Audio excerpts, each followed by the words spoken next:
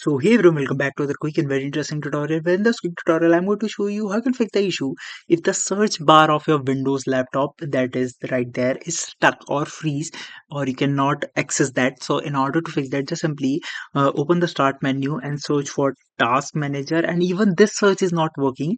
What you need to do is to just simply right click on the start menu, and you'll see this option of Task Manager. Just simply open the Task Manager, and here you'll see this process that is of search right there.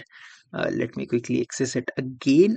Just simply find the search process on your start menu, or you can easily search it from here as well. Just simply search for search, and you'll notice that this process, just simply select the search. When you expand it, right click over there and hit on this option of end task. What it does is simply restart the search process.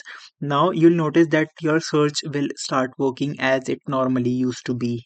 Alright, so that's it for this tutorial. I hope this video will be helpful for you. Make sure to hit the like button and subscribe button for more such helpful and interesting tutorials. See you in the next one. Take care.